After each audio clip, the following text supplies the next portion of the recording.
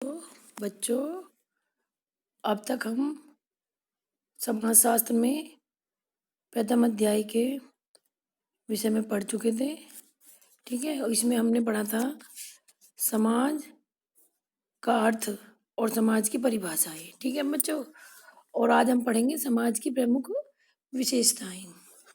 ठीक है, समाज की प्रकृति को स्पष्ट रूप से समझने के लिए यह आवश्यक है कि उसकी विशेषताओं का भी उल्लेख किया जाए। ठीक है, उसकी क्या विशेषताएं हैं समाज की, उसका भी उल्लेख किया जाना चाहिए। समाज में निम्नलिखित प्रमुख विशेषताएं पाई जाती हैं। ठीक है बच्चों, यानी कि समाज के अगर नेचर को आप स्पष्ट रूप से समझना चाहते हैं तो इसके लिए हमें इसकी जो विशेषताएं रही हैं या विशेषताएं हैं उन चीज़ों के बारे में समझना जरूरी है। सबसे पहले आती है समाज की अमूर्त संकल्पना। ठीक है, अमूर्त संकल्पना, इसमें जो है समाज का रूप मूर्त न होकर अमूर्त यानी कि अब्स्ट्रैक्ट है, यानी जो हमें दिखाई नहीं देता। यह अपने आप में विभिन्न सामाजिक संबंधों की व्यवस्था है। ठीक है, यानी बहुत सारे सामाजिक संबंध होते हैं, उनकी एक व्यवस्था है, उनका मैनेजमेंट है। ये ऐसे संबंध हैं जिनसे कि लोग परस्पर जुड़े रहते हैं। ठीक है, ये ऐसे संबंध हैं जिनसे लोग परस्पर यानी आपस में जुड़े रहते हैं। सामाजिक संबंधों को देखा नहीं जा सकता है क्योंकि मैंने आपको बताया ये अब्स्ट्रैक्ट है, अर्थात वे अमूर्त होते हैं। और जो चीज़ अमूर्त होती है वो हमें दिखाई नहीं देती, बल्कि इसमें क्या होता है, जो सामाजिक संबंध होते हैं अमूर्त होने के कारण ही जो है समाज भी एक अमूर्त व्यवस्था है बच्चों। समाज वर्ड जो मैं बता रही हूँ ये भी एक अमूर्त व्यवस्था है, क्योंकि समाज मूल रूप से सामाजिक संबंधों की ही व्यवस्था है। जो सामाजिक संबंध होते हैं समाज में लोगों के बीच में, आपसी संबंध, उसकी व्यवस्था है समाज। ठीक है, नेक्स्ट पॉइंट आता है हमारा केवल व्यक्तियों का समूह मात्र। ठीक है, यानी कि व्यक्तियों का समूह मात्र होता है केवल समाज। जो हमारे समाजशास्त्री हुए हैं राइट का कथन पूर्णतः सत्य है कि यह समाज व्यक्तियों का समूह नहीं है। ठीक है, जो सोसाइटी समाज है जिसमें हम रहते हैं यह व्यक्तियों का समूह नहीं है, वरन यह समूह के सदस्यों के मध्य स्थापित संबंधों की व्यवस्था है। यानी कि जो सदस्य होते हैं उनके जो आपसी संबंध होते हैं, उनके मध्य किस प्रकार के रिलेशन है, उन सब चीज़ों का मैनेजमेंट है समाज। ठीक है, वास्तव में समाज केवल व्यक्तियों का एक समूह नहीं है, यानी कि व्यक्तियों का एक समूह नहीं है, वरन मनुष्य में जो पारस्परिक सामाजिक संबंध होते हैं उन्हीं की एक व्यवस्था अथवा जाल है। ठीक है, एक ताना बाना सा बुना हुआ होता है परस्पर संबंधों का, व्यक्तियों के जो आपसी संबंध होते हैं उनका एक तरह से जाल है। व्यक्तियों के एक समूह को समिति तथा समुदाय के नाम से पुकारा जा सकता है। समिति कह सकते हैं आप, समुदाय यानी ग्रुप कह सकते हैं। ठीक है, लेकिन उसे समाज नहीं कह सकते हैं, समाज के नाम से नहीं पुकार सकते हम। ठीक है, क्योंकि समाज जो है वो व्यक्तियों के मध्य पारस्परिक संबंध जो होते हैं उन चीज़ों का, वो संबंधों का एक तरह से जाल है। ठीक है, नेक्स्ट पॉइंट आता है हमारा समाज में समानता। ठीक है बच्चों, समाज में समानता यानी कि सहयोग और पारस्परिक संबंध समाज के मुख्य आधार है। सहयोग जो होता है, एक दूसरे की जो हेल्प वगैरह करते हैं, और पारस्परिक संबंध जो आपसी संबंध होते हैं, ये सब जो है समाज के मुख्य आधार है, नींव है ये चीज़ें। परंतु सहयोग और संबंध तभी संभव है जबकि व्यक्ति में समरूपता हो। ठीक है, व्यक्तियों में समरूपता से मतलब व्यक्ति एक तरह के हो, एक तरह से मतलब एक तरह के उनके जो मानसिक विकास है, शारीरिक विकास है, एक तरह का होना चाहिए। सामाजिक संबंधों की स्थापना के जो है लिए यह आवश्यक है कि व्यक्तियों में शारीरिक एवं मानसिक दोनों प्रकार की समानताएं हो, शारीरिक भी और मानसिक भी। समानताएं यानी समरूपता, जो मैं भी आपको बताया था, एक जैसे होने चाहिए, क्योंकि समानताओं के परिणाम स्वरूप ही उनकी आवश्यकताएं भी समान ही होती है। इन आवश्यकताओं की पूर्ति के लिए ही सामाजिक संबंधों की स्थापना होती है। यानी व्यक्ति जो है अपने शारीरिक मानसिक जो आवश्यकताएं हैं उन चीज़ों की पूर्ति के लिए ही सामाजिक संबंध बनाने के लिए बाध्य होता है और सामाजिक संबंध बनाता है। ठीक है, यहाँ मैं आपको बताऊंगी किडिंग्स के अनुसार जो है समाज का आधार किस प्रकार का रहा है, सजातीयता की भावना।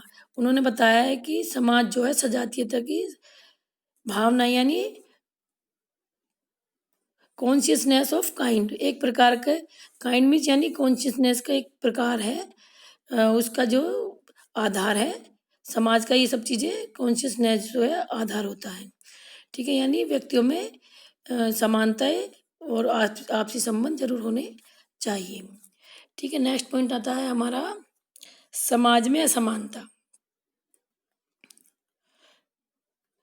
समाज में एक रूपता अथवा समानता के साथ ही विषमता या असमानता भी पाई जाती है। एक रूपता और एक समानता यानी जो एक प्रकार की जो हमें देखने को मिलता है कि समाज में एक रूपता भी दिखाई दे रही है और समानता भी लोगों के बीच में, वही विषमता या असमानता। विषमता यानी कि जो एक दूसरे से भिन्न करते हैं, अलग करते हैं, और असमानता भी पाई जाती है। समाज के समस्त व्यक्तियों में भी व्यक्तिक भिन्नता पाई जाती है। व्यक्तिक भिन्नता यानी हर व्यक्ति की पर्सनैलिटी अलग होती है, आचार विचार अलग होते हैं।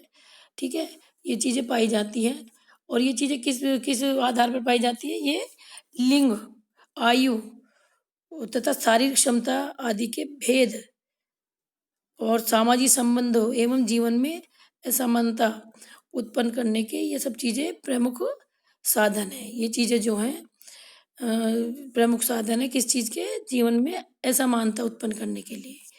इस विषमता या भेद के कारण समाज के समस्त व्यक्ति भिन्न भिन्न कार्यों में लगे रहते हैं। यानी जो ये विषमता है हम समाज में लोगों की आयु लिंग वगैरह के कारण ये सब जो है व्यक्ति इन्हीं चीज़ों के कारण भिन्न भिन्न कार्यों में लगे रहते हैं। ठीक है, और यदि बच्चों हम देखेंगे यदि समस्त व्यक्ति एक जैसे काम करने लगेंगे या तो विभिन्न कार्य जो समाज में होते हैं वो पूर्ण नहीं हो पाएंगे। और साथ ही सभी व्यक्ति यदि हम मान लेते हैं यदि सभी व्यक्ति खेती का काम करने लग जाएंगे, ठीक है, तो समाज में अव्यवस्था फैल जाएगी क्योंकि सभी फिर खेती में लग जाएंगे, अन्य कार्य कौन करेगा। ठीक है, और व्यक्तियों की जो विभिन्न आवश्यकताएं हैं उनकी भी पूर्ति नहीं हो सकेगी। सभी व्यक्तियों की बहुत सारी आवश्यकताएं वो खाली खेती करने से तो कंप्लीट नहीं हो जाएगी बच्चों, है ना। तो इसी कारण जो है समाज का जो आर्थिक ढांचा है वो श्रम विभाजन पर आधारित है।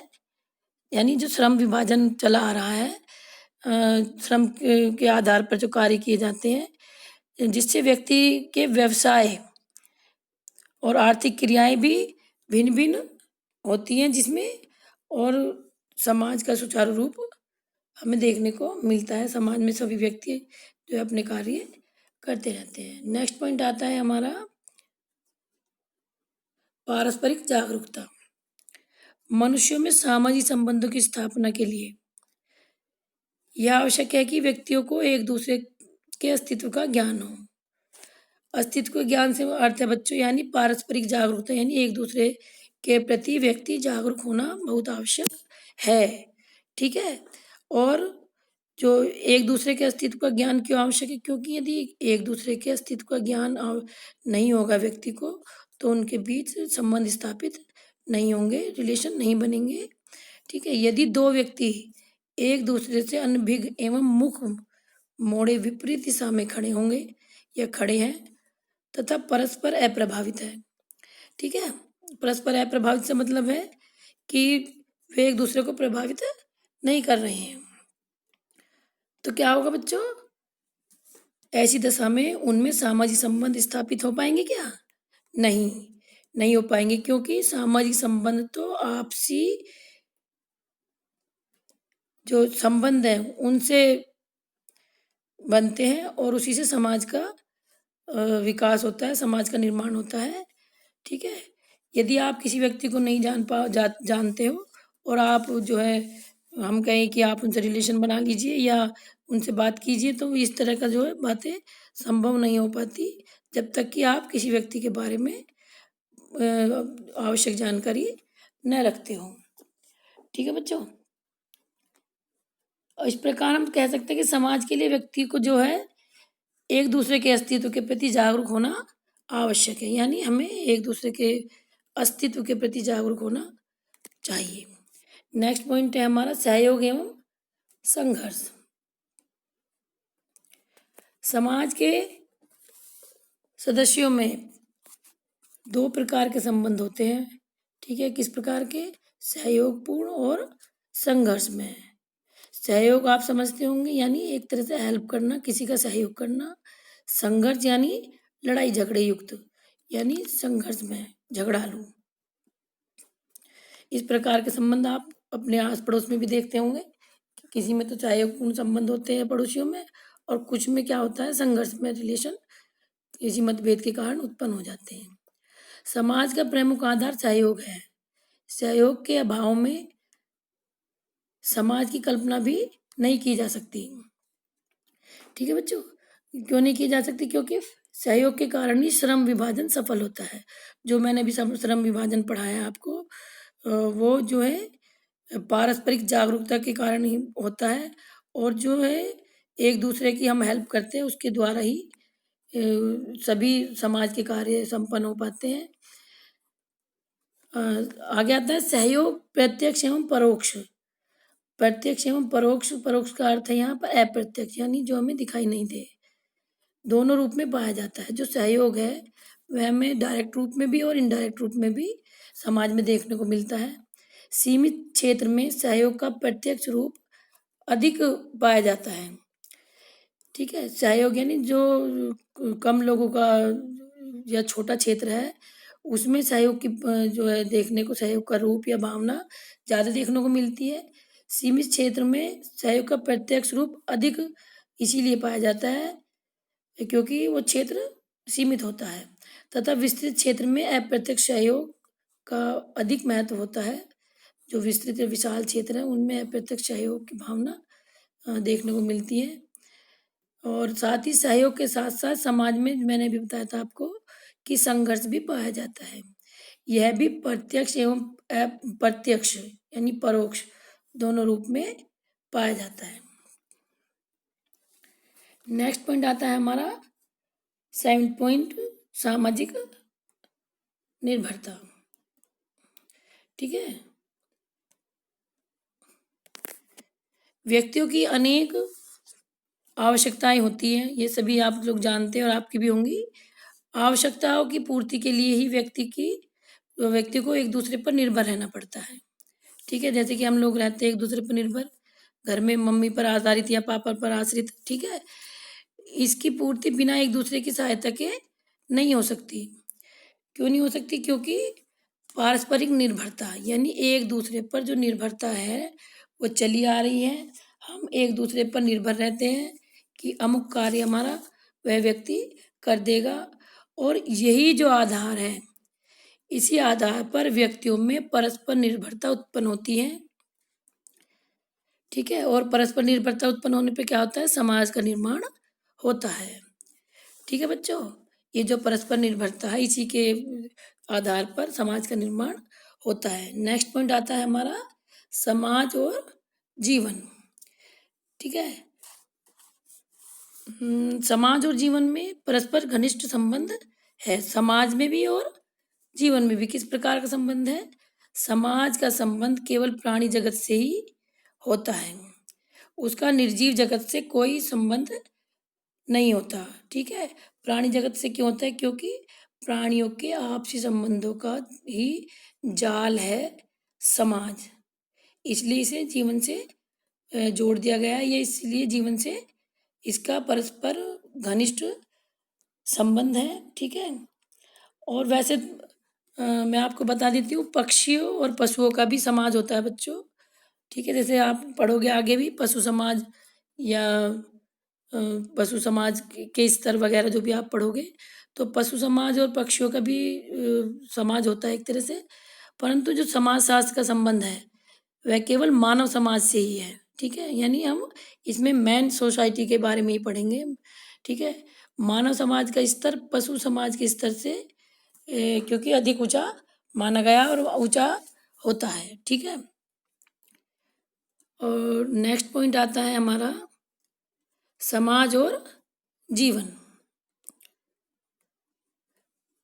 समाज और जीवन में परस्पर घनिष्ठ संबंध है, ठीक है। समाज का संबंध केवल ये मैं आपको पढ़ा चुकी हूँ, सॉरी।